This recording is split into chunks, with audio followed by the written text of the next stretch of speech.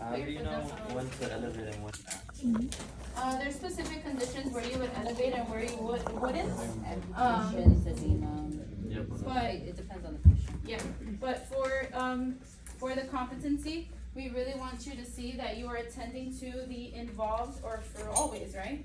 With your patients as well, you're always attending and making sure that the patient is safe first, and then making sure that the involved lower extremity is comfortable, right? And so for a lot of those times, it's having that leg rest and elevated where they feel the most comfortable. And so I'm giving my patient their barbell.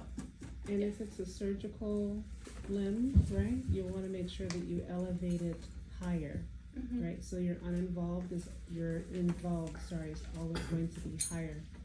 So The the leg rest. involved is always higher It's than, always going to be higher. Higher. than Because the you're gonna think non-involved. about it, the patient is in a lot of pain, blood is pooling dependent, right, with the waves of gravity. When you elevate it higher up, it alleviates their pain, right? So we want it up just a smidgen higher. Is that a verbal group, the involved is not? Yes, it is, a verbal cue as well. I was gonna ask It needs to be higher. Okay. if they're way below as tolerated, like, and what if they don't want the plate? Like, do you ask them like, is that okay? And if they'd rather not have the plate, you know what I mean?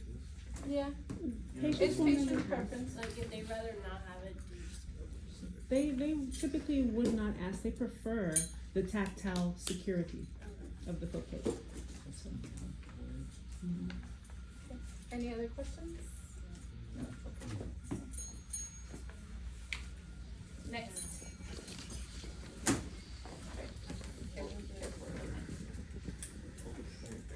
I have one. Professor Sotolongo, somebody has a question? What happened? Oh, yes, Brian. Yeah, okay, and then can you just generalize the main difference between assisted stand and assisted squat, cause it just looked the same to me. Okay, No. so the main difference between assisted stand and assisted squat is the position that your patient is in when transferring from one surface to the other. So for the assisted stand, my patient needs to be in full standing, right? If they're in full standing and pivot, then that is considered an assisted stand pivot. If my patient at any time has their hip flexed and their knee flexed, then this would be considered an assisted squat pivot, okay? It could be here, as low as, or as high as here, or it could be as low as here, okay? But when the knees and the hips are flexed, then that will be considered an assisted squat pivot. Okay. And the assisted squat is done in like one fluid motion, whereas the standing one is. Typically, because it's typically for max assist independent, right? So we do want to involve the patient as much as possible, like involve the patient in everything that they can do. We want to make sure that we are letting them know what's going to happen. We are counting for them to push. We are making sure that the surface, the level, the wheelchair is close to where we are going to transfer the load. And then we are making sure that their backs are against the wheelchair before removing our hands from the gait belt. Amy, in the assisted squat pivot, is there anything that's said about reaching back? For the patient, Mm-hmm. if the patient cannot reach, the option is to hold onto the therapist's forearm. It's for when they're getting up at you, just to hold onto your forearms. Okay, and then If they nothing can't else reach. when transferring to the, so there's no armrest on one side. It Right. doesn't say anything about them reaching back. Okay, yes, so you are one fluid movement to the surface that you're transferring from, and that could be from the wheelchair to the mat or the mat from the wheelchair. And then making sure that the patient is secure and the armrest is lowered and the patient is secured before removing their hands. Okay, I have a question. yes. So during the process, my patient, the involved leg never touched the floor, right? During what? During the transfer. If it's It, not de- it weight bearing. depends, it depends. It depends. If it's non-weight bearing, it never touches the Never floor. touched. If it has a different weight bearing status like toe touch or partial or partial or weight bearing as tolerated, whatever their weight bearing status is, you are maintaining that weight bearing status during your transfer. Okay, So that means that if my patient is non-weight bearing, doesn't mean that they automatically become toe touch when I'm going to transfer, okay? You need to maintain and be vigilant that they maintain those, that status as well, okay? Alrighty, let's go to next. Next we have Transfer board. Great. This is Professor your- Sokolova, can I add something to this Yes. one? So, and guys, listen up, Emilio, you wanna listen. So, when the patient is, partial weight bearing, they're gonna be on the bed, and you have to transfer them from the bed to the wheelchair. And usually there's a percentage of the partial weight, right, as you've learned.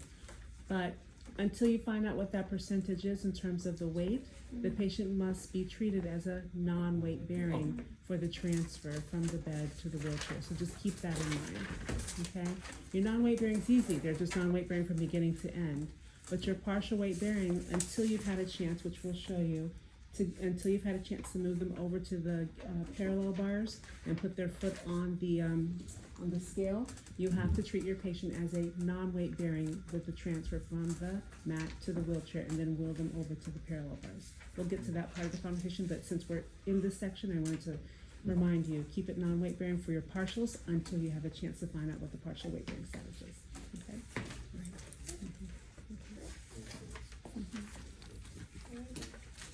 For the slide board transfer, Amy?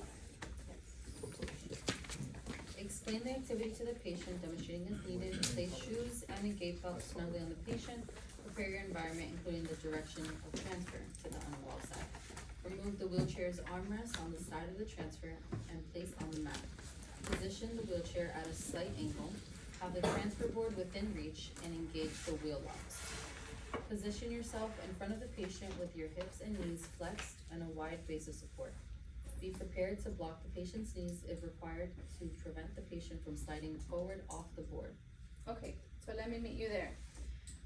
If you have a wheelchair that doesn't have an armrest that goes back, okay, and you have brought your patient into a seated position, okay, let's say my armrest is on, the armrest first of all cannot go on the floor. Why can't we place the armrest on the floor? Dirty. It's dirty. My foot or my leg rest cannot be placed on the wheelchair or on the bed. Why? Because it's dirty. Okay, awesome. So leg rest always either below the wheelchair or below the table, okay? Arm rests are always either on the wheelchair or on the mat away from where you need to transfer to, okay? If you need to make note of that, make note of that, okay? So I'm very lucky to have a wheelchair that just comes up. That's the mechanism of the armrest. And in my preparation, I knew I was going to do a slide board transfer with my patient. So I have my slide board ready for me, my board ready for me for the transfer. Okay. The patient leans to the side opposite the transfer, and therapist helps place sliding board under the patient's ischial tuberosity. Okay, so what's the first thing with any transfer? What's the first thing that I need to do? Hold on to the gate. Hold on to